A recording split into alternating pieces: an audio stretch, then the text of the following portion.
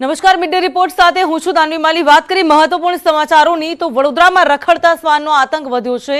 નિઝામપુરાના અમર પાર્કમાં શ્વાને વૃદ્ધા પર હુમલો કર્યો છે તો વૃદ્ધા લોહીલુહાણ થતા ગંભીર રીતે ઘાયલ થયા છે। ઘાયલ વૃદ્ધાને સારવાર માટે હોસ્પિટલ ખસેડાયા છે।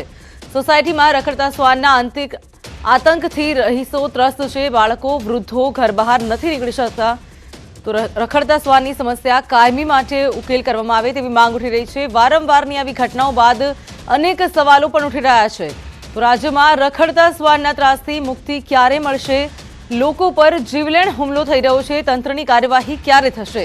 તો સુરત બાદ હવે વડોદરામાં પણ આતંક માટે તંત્ર શું કરે છે? તો ખસીકરણની વાતો છતાં પણ ત્રાસ કેમ યથાવત જોવા મળી રહ્યો છે? અનેક સવાલ ઉભા થઈ રહ્યા છે। રખડતા ઢોર બાદ હવે શ્વાનનો કેમ આતંક વધી રહ્યો છે? ન્યૂઝ 18ના સવાલ છે તંત્રને, રાજ્યમાં રખડતા શ્વાનના ત્રાસથી મુક્તિ ક્યારે મળશે? તમામ લોકો આનો ભોગ બની રહ્યા છે ત્યારે લોકો પર જીવલેણ હુમલો થઈ રહ્યો છે, તંત્રની કાર્યવાહી ક્યારે થશે? તો અનેક સવાલ ઉભા થઈ રહ્યા છે ત્યારે સુરત બાદ હવે વડોદરામાં પણ આતંક જોવા મળી રહ્યો છે શ્વાનનો, તો તંત્ર શું કરી રહ્યું છે?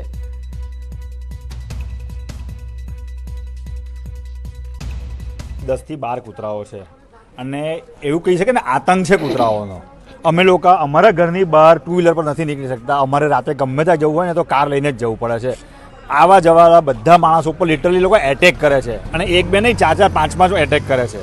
એ દિવસે રાતનો જે બનાવ બન્યો ને એ બનાવ તો એવો હતો કે સાહેબ પેલા બાને ફાડી ખાધું છે એવું કહીએ ને તો પણ ચાલે કૂતરાઓએ। આનું પરમનન્ટ સોલ્યુશન જોઈએ। હાથે એમના પગે એમના પાછળ પીઠે બધે બચકા ભરે અને WHO પ્રમાણે ડોગ બાઇટ્સના 4 પ્રકારના બાઇટ્સ હોય છે। Category 1 byte, category 2 byte, category 3 byte ને કેટેગરી 4 બાઇટ।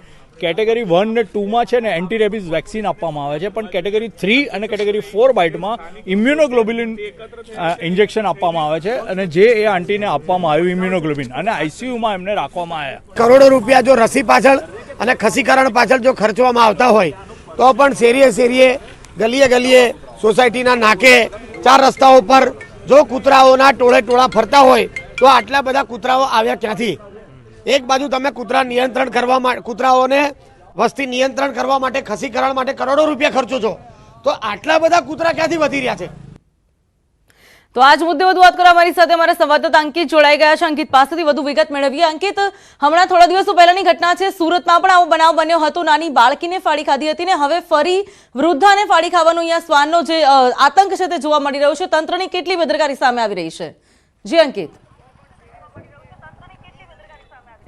हाँ जी बिल्कुल, जो सूरत बाद वडोदरामां पण जे श्वान है ते बिल्कुल बेकाबू बने छे। रखड़ता ढोरोनो ત્રાસ છે તે તો વડોદરા શહેરની અંદર હતો, પરંતુ હવે રખડતા શ્વાનોનો ત્રાસ પણ જે છે તે વડોદરા શહેરમાં વધ્યો છે। હું તમને આજે જગ્યા બતાવી રહ્યો છું। આ જગ્યા પર જે વૃદ્ધા છે અલકાબેન ભટ્ટ નામના, જેઓ રાત્રિના સમયે અમદાવાદથી પરત આવ્યા હતા અને આ જગ્યા પર જે છે તે લગભગ 4 થી 5 કૂતરાઓ તે જે વૃદ્ધા છે તેમને ઘેરી વળ્યા હતા અને તેમને લોહી લુહાણ કરી નાખ્યા છે। તેઓ હાલ આઈસીયુની અંદર દાખલ છે। સ્થાનિક લોકોની અંદર રોષ છે। સ્થાનિક લોકો પણ કહી રહ્યા છે કે કોર્પોરેશનને રજૂઆત કરી છે, સ્થાનિક કોર્પોરેટર તે પણ કહીને સભામાં રજૂઆત કરીને થાક્યા છે, પરંતુ કોર્પોરેશન દ્વારા કોઈ પણ કામગીરી કરવામાં નથી આવતી। આપણી સાથે અહીંના સોસાયટીના સ્થાનિક રહીશો છે, તેમની સાથે વાત કરી। શું કહેશો કે જે પ્રમાણે કૂતરાનો આતંક વધ્યો, કેટલો કૂતરાનો આતંક છે અહીંયા આગળ સોસાયટીમાં? રાત્રે ખૂબ જ હેરાન કરે છે। અમારા છોકરાઓ જ્યારે બહાર નીકળતા હોય છે સાયકલ લઈને ત્યારે એમની પાછળ પડી જાય। ગાડીમાં બેઠા હોઈએ આપણે ત્યારે પણ એવી રીતે ભોંકે કે આપણને બીક લાગે। બાકી કૂતરાને જનરલી તમે ઊભા રહીને સામો થાઓ તો બંધ થઈ જાય છે, પણ અત્યારે એટલો બધો ત્રાસ વધી ગયો છે કે છોકરાઓ રાત્રે બહાર નીકળી નથી શકતા। શું કહેશો બેન? કૂતરા જ છે, આપણે માણસ છીએ, આપણે જ એને પકડીને બાંધીને મૂકી શકીએ છીએ। એનું કામ કરે છે તો આપણે આપણું કામ કરવું રહ્યું। એ ના કરે એને માટે એ કંઈ નહીં કરે, આપણે જ કરવું પડશે। આપણે એને અહીંથી ખસેડીશું નહીં તો એ આપણને કહે છે। નાના છોકરા સાયકલ પરથી એકબીજાની ઘરે જાય, કોઈ સગાની ઘરે જાય, ફ્રેન્ડ્સની ઘરે જાય, એટલા બધા ડરી જાય છે। પછી ક્યાંક દીકરા દહીં લઈ આવ, ના મમ્મી કૂતરું પાછળ પડશે, એવી હાલત થઈ ગઈ છે।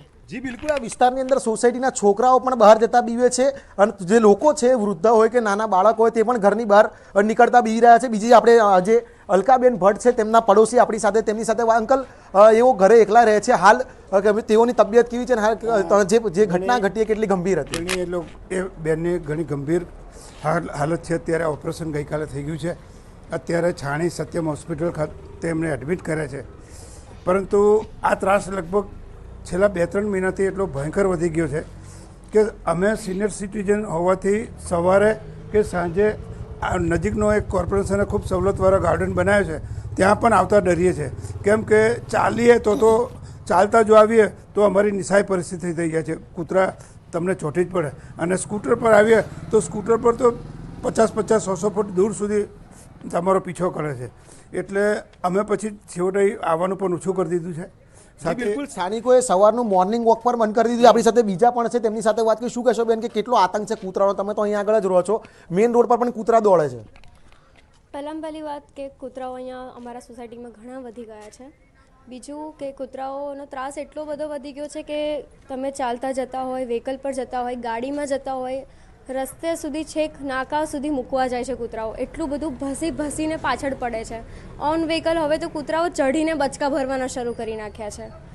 ઘણો ત્રાસ વધી ગયો છે. ઘરની બહાર ચાલતા નથી નીકળી શકતા અમે લોકો. કોર્પોરેશન પાસે તમે શું આશા રાખી રહ્યા છો? શું કામગીરી કરવી જોઈએ? કારણ કે રખડતા ઢોરનો ત્રાસ તો હતો, પરંતુ હવે રખડતા કૂતરાઓનો શ્વાનનો ત્રાસ વધી ગયો છે. એ કાં તો અમારા એરિયામાંથી આ બધા જ કૂતરાઓને હટાવી દે અથવા એમને વેક્સિનેટેડ કરી દે, તો અમે ભવિષ્યમાં અમને રેબીઝ ના થાય એને લીધે. કારણ કે રેબીઝ એક એવો ભયંકર રોગ છે કે સુરતમાં તમે આજે મ્યુનિસિપાલિટી કોર્પોરેશનની હોસ્પિટલમાં જાઓ, એની ગિવન ટાઈમ 5 પેશન્ટ ત્યાં રેબીઝના હોય છે, અને એ પેશન્ટ જતે દિવસે મરી જતું હોય છે. એ કૂતરું કરડવાથી જ થાય છે, બરાબર. એ અમે બચી જઈએ તો કાં તો કોર્પોરેશન એમને બધાને વેક્સિનેટેડ કરીને અમને બચાવે, કાં અહીંથી કૂતરાઓ હટાવી દે. હાજી, બિલકુલ સ્થાનિકોની અંદર એટલો બધો ડરનો માહોલ છે કે તેઓ કહી રહ્યા છે કોર્પોરેશન દ્વારા જે આસપાસના વિસ્તાર છે ત્યાંથી કૂતરા પકડીને લઈ જાય અથવા તો તેમનું રસીકરણ કરાવે.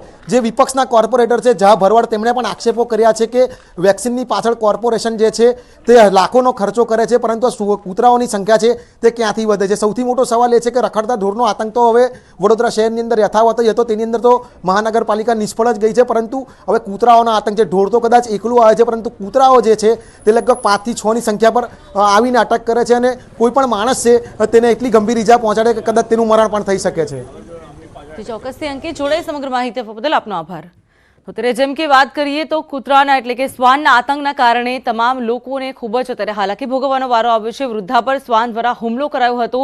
વૃદ્ધા હાલ આઈસીયુમાં દાખલ